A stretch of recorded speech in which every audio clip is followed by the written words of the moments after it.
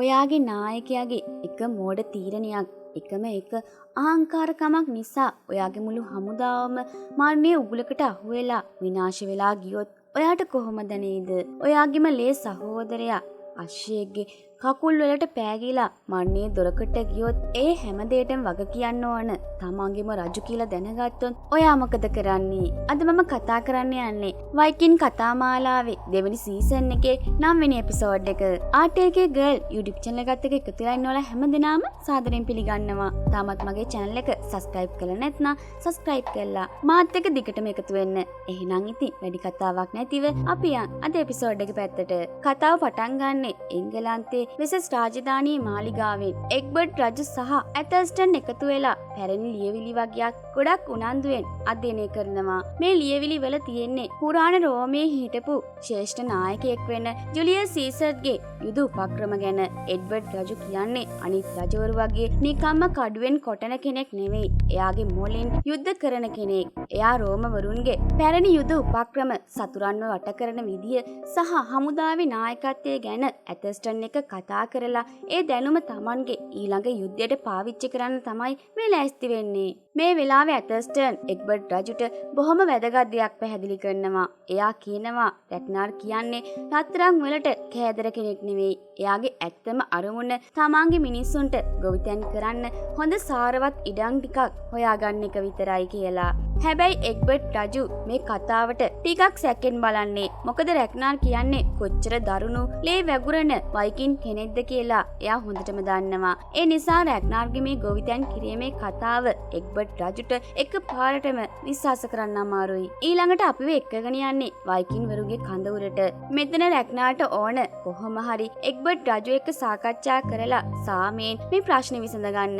ඒත් වයිකින් වරුන්ගේ ප්‍රධානියා වෙන හෝරික් රජු මේ අදහස සම්පූර්ණයෙන්ම ප්‍රතික්ෂේප කරනවා. හෝරික්ගේ ඔළුවේ තියෙන්නේ එකම එක දෙයයි. ඒ තමයි පරිගැනීම. මට සාමයක් ඕනේ නෑ. මට ඕනේ එග්බර්ට් මරලා දාන්න විතරයි කියලා එයා දැඩි තීරණයක ඉන්නවා. රැග්නාර්ට මේක ලොකු හිසරදයක් වුණත් දැනට හෝරික් තමයි මෙතන රජු. ඒක නිසා රැග්නාර් සද්ද නැතුව ඉන්නවා. මේ අතරේ ෆ්ලෝකි එයාගේ සුපුරුදු තරහවෙන් ක්‍රිස්තියානි අයට බනිනවා. ෆ්ලෝකි කියන්නේ නෝට් දෙවිවරු ගැන අන්තවාදී විදියට විශ්වාස කරන කෙනෙක්. මේ ක්‍රිස්තියානි උන්ව කිසිම වෙලාවක විශ්වාස කරන්න එපා. උන් වඳින්නේ බොරු දෙවි කෙනෙකුට කියලා ෆ්ලෝකි වයිකින් වරුන්ගේ හිතේ සැකයක් ඇති කරන්න උත්සාහ කරනවා. ඇත්තටම ෆ්ලෝකිට රිදිලා තියෙන්නේ රැග්නාර් ඇතර්ස්ටන් වගේ ක්‍රිස්තියානියට කිට්ටු වෙන එකට. යුද්ධයට යන්න කලින් දවසේ රැග්නාර් එයාගේ පුතා බියොන් එක්ක කතා කරනවා. රැග්නාර් බියොන්ට මතක් කරනවා කට්ටගැට්වල ඉන්න අනාගතයේ කියන කෙනා කියපු අනාවැකිය ගැන. එයාගේ අනාවැකියෙන් කියුනේ බියොන්ට හෙට දවසේ යුද්ධයෙන් මුකුත් වෙන්නේ නෑ කියලයි. මේක අහද්දි බියොන්ගේ හිතට ලොකු ශක්තියක් දැනෙනවා. තාත්තා කෙනෙක් තමන්ගේ පුතාගේ අනාගතය ගැන තියෙන විශ්වාසය මේ දර්ශනයෙන් අපිට ලස්සනට බලා ගන්න පුළුවන්. රැග්නාර් එයාගේ පුතාට ආදරෙන් කතා කරද්දී අනිත් පැත්තේ හෝරික් රජු හෙමින් සැරේ ෆ්ලෝකි ළඟට ගිහින් කතා කරනවා. හැබැයි ඒක ඉරිෂාවෙන් පිරුණු කතාවක්. හෝරික් ෆ්ලෝකිට නෝර්ස් දෙවිවරුන්ගේ කතාවක් කියනවා. ඒ තමයි බෝල්ඩර් කියන කිසිම ආයුධයකින් මරන්න බැරි දෙවියව ලෝකෙ විසින් උපක්‍රමශීලීව මරපු කතාව. හෝරික් මේ කතාවෙන් වක්‍රාකාරව කියන්නේ බියොන් ගැන. බියොන්ට කිසිම දෙයක් වෙන්නේ නැහැ. එයා දක්ෂයි කියලා රැග්නාර් හිතන එක ගැන හෝරික්ගේ හිතේ ලොකු ඊර්ෂ්‍යාවක් සහ වෛරයක් තියෙනවා කියන එකත් බියොන්ට අනතුරක් කරන්න හෝරික් ෆ්ලෝකිව පාවිච්චි කරන්න හදනවා කියන එකත් මේ කතාවෙන් හොඳටම තේරෙනවා. යුද්ධයක් ළඟ එද්දී ඇතර්ස්ටන් ඉන්නේ ලොකු මානසික අරගලයක. එයාගේ හිත ඇතුලේ ක්‍රිස්තියානි දෙවියන් සහ වයිකින් වරුන්ගේ තෝර් කියන දෙවියන් අතර ලොකු යුද්ධයක් යනවා. එයා කියනවා මට වැස්සේ සද්දෙන් ඇහෙන්නේ ක්‍රිස්තියානි දෙවියන්ගේ කටහඬ උනාට අකුණු ගහනකොට තාමත් ඇහෙන්නේ තෝර් දෙවියන්ගේ සද්ද කියලා. මේ ආගම් දෙකේම විශ්වාසයන් ඇතර්ස්ටන්ගේ හිත ඇතුලේ දෝලනය වෙවි තියෙනවා. ඔන්න ඉතින් පහවදා යුද්ධේ පටන් ගන්නයි යන්නේ. වයිකින් වරු යුද්ධ පිටියට යද්දි දකිනවා සැක්සන් හමුදාව කඳු ගැටයක් උඩට වෙලා බලාගෙන ඉන්නවා. රැග්නාර්ට තේරෙනවා මේක ඌලක් වෙන්න පුළුවන් කියලා. එයා හෝරික් රජුට කියනවා අපි ඉවසලා බලමු. අපිට වාසියක් එනකන් ඉමු කියලා. ඒත් අහංකාර හෝරික් රජු රැග්නාර්ගේ කීම අහන්නේ නෑ. එයාගේ හිතේ තියෙන්නෙම පරිගැනීමේ ආසාව නිසා එයා හමුදාවට අණ දෙනවා කෙලින්ම ඉස්සරහට ගිහින් පහර දෙන්න කියලා. වයිකින්වරු කෑ ගහගෙන ඉස්සරහට පනිනකොටම එයාලා එග්බර්ට් රජුගේ නියම උගලට අහු වෙනවා.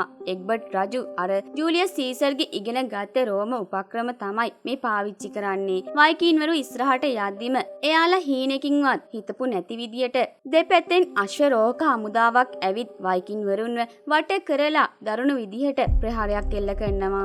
මේ ප්‍රහාරය වයිකින්වරුන්ට දරා ගන්න බෑ. යුද්ධ පිටියේ එකම ලේවිලක් වෙනවා. මේ දරුණු සටන අස්සේ අපේ රෝලෝ කඩුවක් තරන් වීරයෙක් වගේ සටන් කරත් අශ්වරෝහක බටයෝ ඇවිත් එයාව බිමට වටෙනවා. විශාල අශ්වයෝ රෝලෝ පාගගෙන යනවා. රෝලෝගේ ඇඟ සම්පූර්ණයෙන්ම තුවාල වෙලා ලේ ගලන ගමන් එයා බිම වැටිලා ඉන්නවා. තමන්ගේ හමුදාවට වෙන විනාශය දැකලා රැග්නාර් යුද පිටිය මැද්දට පැනලා එයාගේ පුතා බියෝන් එක්ක සටන් කරනවා. තවත් මෙතන හිටියොත් ඔක්කොම මැරුම් කනවා කියලා තේරුම් ගන්න ලගර්තා සහ රැග්නාර් මුළු වයිකින් හමුදාවටම අණ ආපහු පස්සට යන්න කියලා. ඒ විදිහට වයිකින්වරුන්ට මේ යුද්ධයෙන් අන්ත පරාජයක් අත් වෙනවා. යුද්ධය ඉවරුණාට පස්සේ සැක්සන් හමුදාව යුද්ධ පිටියේ මැරිලා වැටිලා ඉන්න අයව පරීක්ෂා කරනවා. මේ වෙලාවේ ඇතස්ටන් දකිනවා ලේ පෙරාගෙන පණ අදිමින් වැටිලා ඉන්න රෝලෝව.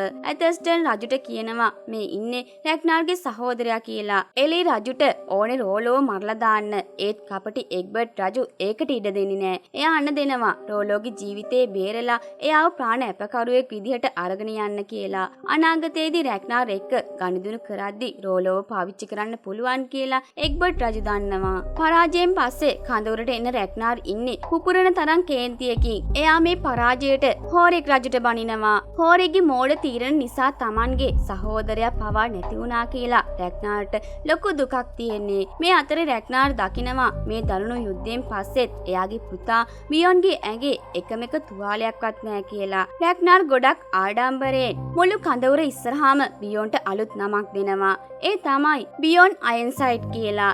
ඒ නමේ තේරුම තමයි යකඩෙන් හැදුණු බියෝන් කියන එක.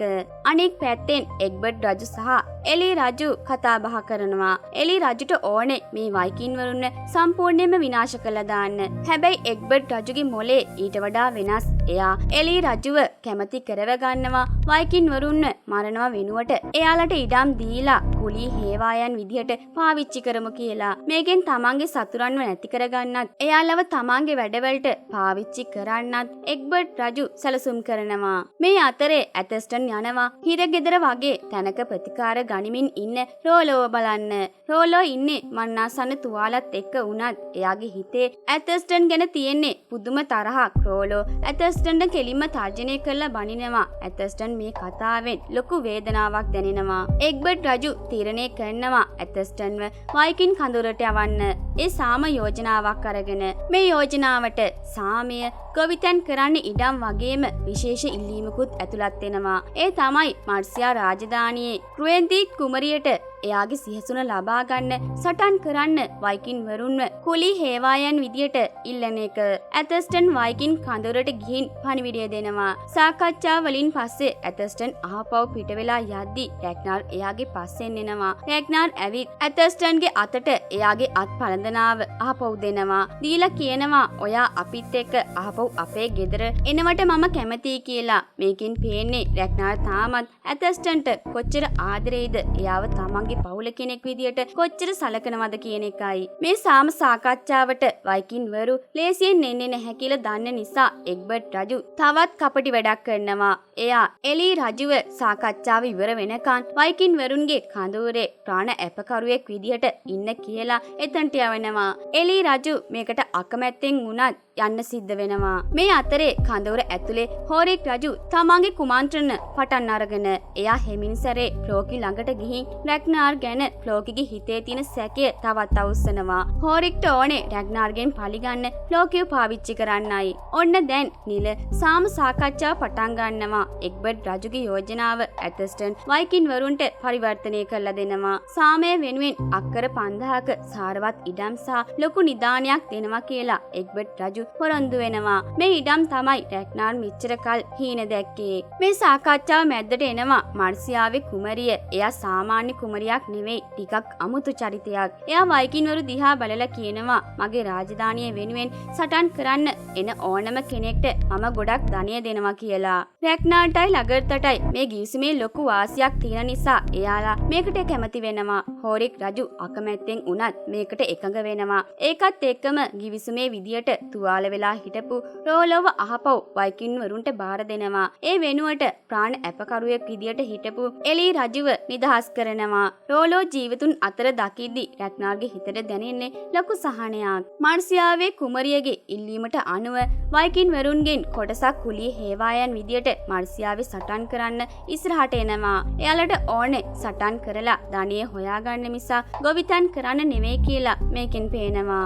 දැන් ඇතර්ස්ටන්ට තීරණයක් ගන්න වෙලාව ඇවිත් තමන්ගේ හිතේ තියෙන මානසික අරගලයට උත්තරයක් විදිහට ඇතර්ස්ටන් තීරණය කරනවා රජ මාලිගාව දාලා ආපහු කැට්ටගැට්වලට ඒ කියන්නේ වයිකින්වරුන් එක්ක යන්න. මේ අතරේ කැට්ටගැට්වලදී බොහොම වැදගත් දෙයක් සිද්ධ වෙනවා. ඇස්ලෝක් කුමරිය පෝරුන්ව තමන් ළඟට ගෙන්න ගන්නවා. පෝරුන් කියන්නේ වහල් කෙල්ලෙක්. හැබැයි බියොන් එයාට ගොඩක් ආදරේ කියලා ඇස්ලෝක් දන්නවා. ඒ නිසා ඇස්ලෝක් පෝරුන්ව වහල් භාවයෙන් සම්පූර්ණයෙන්ම නිදහස් කරනවා. මේක ඇස්ලෝක්ගේ හොඳ හදවත පෙන්වන ලස්සන දර්ශනයක්. ආයෙමත් එංගලන්තෙදී මාර්සේලාවේ කුමරිය වයිකින්වරු දිහා බලාගෙන අමුතු කතාවක් කියනවා. මේ වයිකින්වරුන්ගේ තියෙන යෝධ ශරීරය සහ ශක්තිය දැකලා එයාට ඇති වෙන්නේ ලොකු ආශාවක්. මේ වගේ ශක්තිමත් පිරිමින් එක්ක එකතු වෙලා යෝධයෝ වගේ ළමයි හදන්න ඕන කියලා එයා තමන්ගේ හිතේ තියෙන අමුතු අඳුරු ආසාව ප්‍රකාශ කරනවා. මේකෙන් පේන්නේ මේ කුමරිය කොච්චර අස්වාභාවික චරිතයක්ද කියන එකයි. කොහොම හරි සාම ගිවිසුමත් ඉවර වෙලා වයිකින් නැව් ටික ආපහු තමන්ගේ ගම වෙන කැට්ටගැට්වලට එනවා. රැග්නාර් ලගර්තා බියොන් සහ තුවාල උන රෝලෝව ගමේ මිනිස්සු ගොඩක් සතුටින් පිළිගන්නවා. රැග්නාර් හැමෝම ඉස්සරහා ඇටර්ස්ටන්ව ආපහු එයාගේ පවුලට සාදරයෙන් පිළිගන්නවා. ඒ වගේම රෝලෝගේ ආදරවන්තිය වෙන සිගි ඇවිත් රෝලෝව බලා ගන්නවා. පවුලේ අය ආපහු එකතු වෙන එක මේ දර්ශනයෙන් ලස්සනට පෙන්නනවා. කතාවේ අවසාන දර්ශනයේ විදියට හෝරික් රජු තනියම ඉන්න ෆ්ලෝකි ළඟට යනවා. එයා ගිහින් ෆ්ලෝකිට රහසින් කියනවා අපි දෙන්න එක වගේ හිතන අය අපේ අරමුණු එකයි කියලා. හෝරික් ෆ්ලෝකිට අභිරහස් යෝජනාවක් ගේනවා. ඒ තමයි රැග්නාර්ට විරුද්ධව කුමන්ත්‍රණය කරලා එයා විනාශ කරන එක. මේ යෝජනාවත් එක්කම මේ කතාවත් අවසන් වෙනවා. ෆ්ලෝකි හෝරික් රජුගේ කතාවට රැවටෙයිද? රැග්නාර්ගේ ජීවිතේ අනතුරේද?